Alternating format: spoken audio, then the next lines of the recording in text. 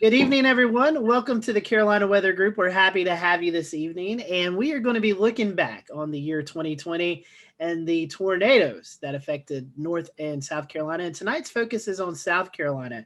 In fact, South Carolina, second most tornadoes registered in 2020 was 61. And if you remember, there was a big outbreak in April, and that's what we're going to talk about tonight with John Q from the National Weather Service in Columbia, South Carolina. We're happy to have John back with us, and we're just going to look back at this event and a lot of oddities with this event. This is, if you remember, an EF4. This happened during COVID times, and this was also happening during the Easter holiday. So a lot going on for a pretty big outbreak of tornadoes in the state of South Carolina. So looking forward to that. John, welcome back to the show. We're happy to have you. I know you've been on here a few times. So let's get started. We were talking about just the activity, the severe weather activity last year in the year 2020 with the Southeast. And, you know, the tornadoes started in January in the upstate. We had tornadoes in February, I believe, there in portions of the Midlands. And then we had this big event in April. So, John, it was a busy year for you all last year covering tornadoes and severe weather outbreaks. Yeah, it absolutely was. Well, first, thanks for having me on again. It's always great to be speaking with all of you. 2020 turned out to be a real big severe weather year for us. And really for us, it started probably back in January when we had a tornado pretty much strike North Central High School in Kershaw County. It was only on the ground for less than 2 minutes. We estimate probably about a minute and a half, produced EF3 damage and pretty much destroyed the school. So we started off the year on a bad note there. And obviously we got to April and we had a real big outbreak. And like you said, the number of tornadoes for the whole year between the active typical spring severe weather season and then the tropical induced tornadoes later on in the year really produced a lot of tornadoes for us here in South Carolina. And so we're going to focus on this April outbreak, and this was happening near the Easter holiday. April kind of an uptick anyway, like you said, in severe weather season, but it was also during the COVID time. So this was kind of the height of, you know, COVID just now affecting the country. A lot of people started doing remote work. So before we kind of get into the storm setup, what was it like in the weather office there in Columbia with all these restrictions, and you're seeing the potential of some pretty nasty weather to affect the state? Sure. Yeah, that's a really good point for us. I mean, we were just kind of getting used to the COVID environment. The Weather Service was limiting our capacity to fill the office essentially. Most of the time, we just had 2 people in the office, and we were able to staff up for the event, but maybe not as much so as we normally would have. If it wasn't, for COVID, we had to have extra restrictions in place. We were trying to distance each other, from each other as much as we could. So that proved challenging. And I think later on we'll get into the survey process, but even doing the surveys, we had a lot of limitations due to COVID. So that was certainly a challenge, but it was an event we saw as a potential several days ahead of time. So at least we were able to get plans in place and try to come up with, our strategy for dealing with it. I think considering we just got into the whole COVID environment and it was a really big outbreak for us, I think things went very well. It was unusual, as we'll get into, just for the sheer number of tornadoes, the number of strong tornadoes that we had. The time of the day was just very unusual to have tornadoes early morning like that for us. So just a lot of factors that played into this, and the whole thing was kind of just unusual. Just the way we had to prepare for this, the coordination that we had to do. Our partners were kind of all tied up as well, dealing with COVID on their end, emergency managers and everyone else, and making sure people were paying attention. I mean, in the news, was kind of COVID, and it was the weather situation getting the airtime it needs. And then certainly after, it's getting out in the community, and everyone's kind of on edge still from that. So certainly had a lot of challenges with it, but I think we did pretty good in overcoming most of those. John, I got a question for you. A lot of folks, they don't really understand the setup for tornadoes. Like we know a couple days out, 3 days out, hey, look, we're going to have a real situation here. What creates the setup for this kind of activity, this severe activity that we saw that day? Sure, that day was we had almost all the right ingredients in place. We had a lot of instability. There was a lot of wind shear And actually, I'll say there was a lot of instability. It was enough instability given all the wind shear that we had. We had just a very large amount of wind shear in the atmosphere. So that's just really increasing winds with height and different directions really kind of help get the storms organized and increase the potential for tornadoes. And once you really have high shear like that, all it takes is just a little bit of instability to get the storms going. And you end up with a big outbreak like we saw. We had very high moisture that day in particular. And a lot of the parameters that we look at for supercell storms and for significant tornadoes were all just off the charts. When you looked, a few hours leading up to the event, it's numbers that we typically don't see here in the Carolinas. And that was an indication to us as we were getting real close to the event developing that we were, potentially in for, a big outbreak. Well, John, you certainly have a lot of experience at the National Weather Service. In that time, I'm sure you've seen nocturnal tornadoes before. Have you ever seen nocturnal tornadoes in the flurry of violence that unfolded in South Carolina? Have you ever seen that before? No, I've seen some pretty large outbreaks. Most of the time, our bigger outbreaks tend to be in the afternoon and evening. It's the most climatological favorable time for tornadoes here. Certainly there have been some overnight or the early morning hours, but never to the scale like we saw with this event to have, the sheer number of EF2 and EF3 tornadoes. I mean, we had 5 EF3 tornadoes and 2 EF2 tornadoes,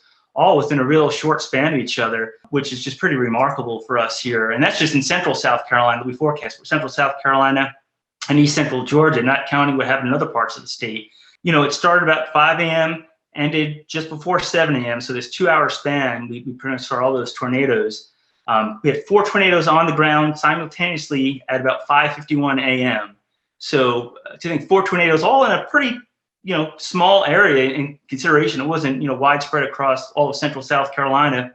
A lot of it was limited down to the, the CSRA and parts of the Eastern Midlands for us. And, 2 of those are very long track tornadoes. So just really an unusual event for us. So, John, quick question here. We know we've been able to interview TV friends who have talked about covering multiple tornadoes on air, but how do you all cover multiple tornadoes on the ground in the weather office? And then, by the way, you're only 2 people in the office. I mean, goodness, that had to be difficult. How was you able to do that? Yeah, so I probably spoke incorrectly. We were staffed up more.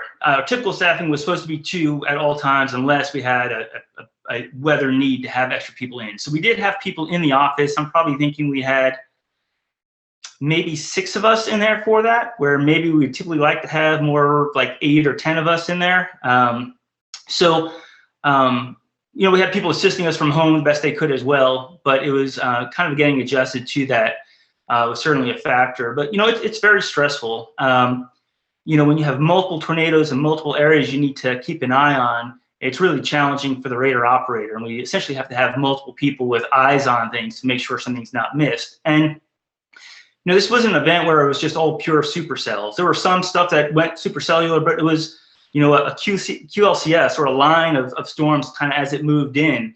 And within that, you had some of those embedded supercells. So things kind of spin up a little bit quicker, and it's a little bit tougher environment to warn on. We were fortunate to have a really experienced radar operator kind of taking the lead that day, and a lot of other good people in the office to kind of help get reports, message what's going on out to our partners and the public, and keep overall situational awareness. So the radar technology has really come a long way too. We have the benefit of these frequent radar scans now where you go back 10 years ago or so before we had dual pole radar and some of this other stuff, and it might take every 6 minutes or so to get a new scan at the lowest elevation angle. Now we're able to get those every 2 or 3 minutes. So the speed at which the data is coming in is a lot faster, and it's great because we get see a lot more, but it's also challenging when you're working the radar now because you're just almost getting overwhelmed with data as it comes in, especially an event like this where you've got many tornadoes on the ground and you're trying to warn for them. This was a case where we knew these tornadoes were producing damage. We saw the debris ball. We knew that debris was being lofted up into the atmosphere from these tornadoes. So it's trying to get that messaging out in the warnings, trying to coordinate and let our emergency management partners know what's going on, that all certainly adds to the stress of things. Well, you were talking about a little bit, John, about the radar technology, and we've got some images here we can share. But for those who, I know a lot of people kind of see the radar images on their apps or on TV, but we have other radar elements that allow us to see what's going on in the atmosphere, and correlation coefficient, one of those, and we can actually see sometimes debris lofted into the sky from these tornadoes. Can you talk a little bit about that radar technology and how you guys was utilizing it? It's nighttime. It's not like you can look out the window and see that tornado. So you were using these different tools to help pinpoint what was going on the ground. Yeah, absolutely. That's a great point. So we have, the reflectivity is what you see when you look at your app most of the time, or watching the local news. It's the intensity of the precipitation. You can see hook echoes and indications of tornadoes on reflectivity, certainly. But, we look at velocity images, which is the winds inside of the storm, really to see if there's rotation, how strong it is. Looking at the elevation that rotation's out, is it very deep or is it pretty shallow? And then, like you had mentioned, correlation coefficient is a great new tool, and one of the best, I think, that we've one of the new products that we've seen come out since dual pole upgrade. And that really enables us to see when a tornado is on the ground lifting debris up. That product in particular looks for consistency, essentially, in what the radar is hitting. So if it's all raindrops, in showers, it's all going to look very consistent. Nothing's going to stand out. But in the case when you have debris getting picked up, it sees there's objects of different shapes and sizes in there. And when that lines up with the velocity showing where the rotation might be and where we maybe see a hook echo or some other indication of reflectivity, that's usually a clear sign that there's a tornado producing damage. And it's very accurate. We've had times that we've seen that in remote areas, and we'll call and ask an emergency manager or someone else about the damage, and they weren't even aware of it. It happened in a real remote location, and you go out and look, and yeah, sure enough, the damage is there. So it's a really good tool, and it allows us to give the public advance notice. People are more likely to take action if you know there's a tornado on the ground producing damage coming towards you than a radar that indicates one might be there. Just the wording that we use, the confidence we're able to put in those products really changes the reaction from what people do. And I think it's really advanced the science and our warning skill, essentially. Sure. And that was going to lead me to a quick question here to tag on that. And then I'll hand it over to Evan. I think he's got PowerPoint ready, but radar indicated. So, folks are looking at, they get warnings across their phones and they're saying tornado warning, radar indicated tornado, or versus there is one on the ground, right? There's a debris ball. That means there's been ground contact, and we know, in fact, that that's tornado has reached the ground. So maybe talk about how to differentiate between the two, and make sure that everybody takes all of it seriously, right? Anytime there's a warning, it's serious. So tell us a little bit about that. Yeah, thanks for bringing that up, Shay. So every warning needs, people need to react to every warning you get, but I would say not every warning is the same. So like you had mentioned, most of the time when we start seeing indication of a tornado forming, our warning is going to say radar indicated tornado. And the hope is to get that warning out well before the tornado touches down, and well before might be 5-10 minutes here in the Carolinas. So that's the idea, is to look at the radar and see the tornado is starting to form, and before it touches down, have people get to their safe locations. That's why you need to react when you get any tornado warning. But once we start getting indications that we see that debris, our wording changes. We now say radar confirmed tornado. And you'll see in the text, it's going to say things like, this is a dangerous situation. So we start enhancing the wording that we put into those warnings, because now we actually know it's there. It's already on the ground producing damage. It's a threat to life and property. And so that's kind of how you could read through those warnings. And finally, the highest level, if you will, warning is a tornado emergency. And that is when you have a large confirmed tornado on the ground, generally moving toward a more populated area. You probably won't see those for very rural areas, but when it starts getting to a more populated area where it's going to be a greater threat to human life, we're going to issue a tornado emergency when we have confidence. And on that day, the Charleston office issued the first ever tornado emergency in the state of South Carolina for the tornado that produced EF4 damage in Hampton County. It was after that point, when they knew there was a large dangerous tornado on the ground, they issued that tornado emergency for Walterboro and Colleton County. So that's how you could interpret the warnings. But again, everyone should be taking action whenever you're under a tornado warning. Yeah, John, you just answered one of the questions I was about to ask you, was whether or not we saw the tornado emergency wording get used during this event, and you did. I guess it was the first time. But one remark that I did want to make here is that I've heard in the past people question the value of the money and resources that were spent in the upgrade to dual pole of our radars back in the 2013 timeframe. And without a doubt, it has been very valuable. It has saved lives without question. It gives forecasters, not just at the Weather Service, but in the private sector as well, a lot of confidence in what they're saying. And it is quite valuable out, and don't doubt it. It certainly is worth its money that we spent on it, and then some. Yeah, it's been an excellent investment. I think it certainly has saved lives. The fact that we can now see that debris in the storm and let people know it's on the ground, enhance the wording in our warnings. We were close to issuing a tornado emergency as well for some of our storms. We were just kind of, they were in somewhat rural areas, and we were just trying to, coordinate internally within the office at what point do we upgrade to an emergency. And fortunately, they kind of died off before they got to some of the other, bigger towns or, cities within our area. But this was a perfect situation for, where we might see tornado emergencies issued, the very, small, rare cases here in the state of South Carolina. Yeah, and it's a fantastic tool to be able to say with confidence that a tornado is occurring, even though you don't have a spotter report. And that's something we didn't have before the dual pole upgrades. Yep, excellent point. Well, John, I want to talk a little bit more about your personal experience with the 1 hour between 5 a.m. and 6 a.m. You said 5:51 a.m. Pardon. You guys had 4 tornadoes down on the ground. Scotty and I, we were awake at 5:51, and we were watching the radars down there as well.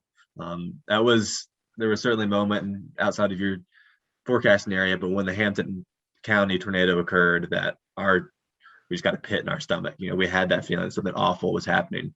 Can you talk about the emotional toll of seeing? Actually, I'll throw a radar image up on the screen real quick, if this works, of seeing this debris ball tumble through part of your forecasting area. Sure. So what we're seeing here really is that correlation coefficient product we were talking about. And you can see the white lines are the tornado tracks that we had, all very closely clustered. Where you see like that blue ball essentially moving up along those tracks, that's all the debris that got picked up into the air. So when we saw that, we know there's a tornado on the ground. We know it's impacting homes and potentially people's lives, and it certainly takes a toll on you. In some ways, it's so busy in the heat of the moment. We're just trying to get the warnings out. We're trying to get reports. We're trying to update, our partners, emergency management, and the media on what's going on. That there's so much going on. It doesn't always settle in sometimes what's happening. It's almost after the event's over that you kind of just realize, wow, how big an event was this? What were the impacts? And for me, it really hits home when you go out there and you're actually surveying the damage after the fact, and you're, face to face with the people that were impacted by these storms, and to see the destructions and their livelihoods change. Essentially, it does take a toll on forecasters. I think we're, as an agency, I think we're doing better at realizing that these things do take toll on forecasters. It can be very stressful. Especially if you ever miss a warning. Nothing's worse knowing you missed a warning and something happened. But even with the best warnings, you always kind of think back, what could we have done better? Did we miss something? Could we have gotten the warning out sooner? Was there other indications for that very reason? So yeah, certainly these do take emotional toll on the forecasters, and we try to be aware of that and have, avenues for those forecasters to, discuss what they're going through and kind of get through these events together. John, I know we're going to discuss damage surveys here in just a second.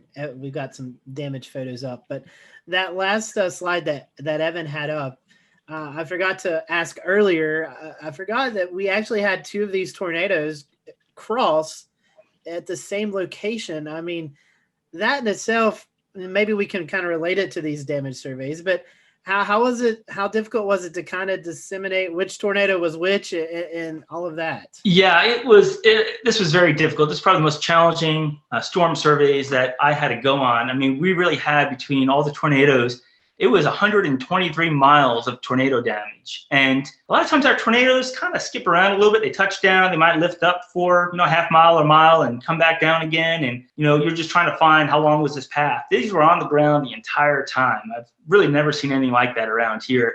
These long track tornadoes, 37 mile track for one of them. We just don't see that. So that was just remarkable. It was on the ground so long. And then the fact they were all so close to each other, and then two of them crossed. So before we even go out, we use our software, our AWIPS software in the office, and we essentially use a correlation coefficient. We use the velocity signatures, and we kind of draw out where we think the tornado might have tracked. And we use that as a starting point for going out on our surveys. And radar did show that the two storms kind of passed right near each other, but I wasn't sure if one was still on the ground when they kind of crossed tracks there. I thought maybe one lifted. And we went out, did our survey, and it was just a complete mess in Orangeburg County. I mean, just trees and damage everywhere you can see. It was really hard to figure out what was going on. It wasn't until we went back and we pulled in satellite data, which we're able to use now, and we actually could see the damage scar in the trees. We used that multiple times in this event, but it really helped right where it crossed. We were able to see there was an intersection pretty much of the damage paths. And after I saw that, I reached out to the emergency manager, and it's Billy Staley out in Orangeburg County. I said, hey, Billy, could these things have crossed? Do you know of damage? And I forgot what the name of the road was. He said, John, let me call around. I'll find out. And he called me back. He's like, yeah, we have damage on that road there. So I knew the tornadoes had crossed. And he said, and I just spoke to somebody, and she said, yeah, the tornado came through, and not a minute or two later, I heard another tornado pass right by on the other side. So it's just remarkable for that to happen. But it was the satellite imagery that gave us the first real indication. And then after that, we were able to go back on radar and really look at it and see kind of how they interacted and draw that track. We actually extended the track after the fact. So when we're out there, it's preliminary for these very reasons. We go back, look at the data, and we try to fix those tracks and make them as accurate as possible. And that's what happened here. We're going to transition here to talk about damage surveys and all that entails. One thing I wanted to mention that just came to mind is, Columbia, South Carolina is very fortunate that it has a Doppler radar located right there close by. And, some of this imagery that we've been looking at is just fascinating. Could you talk to us about how important it is to have a Doppler radar show these low-level scans, especially when we're talking about damage, picking up on debris balls, and also how important that is for when you're eventually going to conduct damage surveys and how that plays a role into it? The truth is, having a tornado occur closer to a radar is going to give you better data. You're just going to see it better. There's no question about that. The resolution of the data is going to be better. You're looking, much, lower in the storm, closer to the ground level. And of course, we're going to have more reliable information. But, the radar is still a very good tool to even use at distance. Where we had a lot of our tornadoes in the eastern Midlands, that's kind of on the outer range of our radar coverage. We're shooting up at the lowest elevation angle there, just guessing off the top of my head, probably 3,000, 3,500, maybe even 4,000 feet. So this wasn't a case where we had a very good look. It wasn't super close to our radar. And some of them were almost halfway between our radar and Charleston's radar. We were switching between the two, and we'll do that. We'll look at multiple radars and get a different look at the storm. But when you have tornadoes this strong, you're probably going to see them on radar, even at a distance. The debris got lofted so high up into the atmosphere that the radar was still clearly showing what was happening. The times really that I think being close to the radar really helps is for those quick spin ups that are just, not very deep circulations that spin up very quickly and dissipate. I think being closer to the radar for those certainly helps. When you have these large tornadoes like this, even at good distances from the radar, we usually have fairly good confidence in what's happening. John, I wanted to ask you how this particular outbreak compares to other historical outbreaks in South Carolina. I can think of at least a couple, maybe three, that were probably worse than that. Like, for example, the May 15th of 2008 kind of super outbreak for South Carolina. Surely that was worse. And the 1995 outbreak that was associated with the remains of Beryl, and maybe the 84 March of 84 outbreak was worse too. But in your mind, how does this stack up against other tornado outbreaks in South Carolina? Yeah, in terms of the sheer number, I'd have to look back, but I think this, might be more similar to what we had back in the 80s. I would say 84, was it 84, Frank? Yeah, 84, March of 84. It's when Winnsboro was kind of demolished. Yeah, that's definitely one of the benchmarks that we use for severe weather here in the Carolinas. For me, the 2008 is the one that kind of stands out for my time working in the Carolinas. You know, I've worked in the Wilmington office in North Carolina, the Charleston, South Carolina office, now here in Columbia. So I've had quite a bit of time in the Carolinas. And we've had some, you know, big tornadoes, but in terms of true outbreaks, for me, it's the 2008 outbreak that's kind of sticks in my mind, and seeing that event. You know, that event was different. We had a lot more supercells. That event was, it looked like we were more in the plains when you saw those supercells moving through. We had strong tornadoes. You know, one of very few high risks that South Carolina has seen for SPC for the 2008 outbreak. Yeah, when you saw the radar that day, it was just incredible to say this is happening in South Carolina. You know, it's something you didn't think you would see.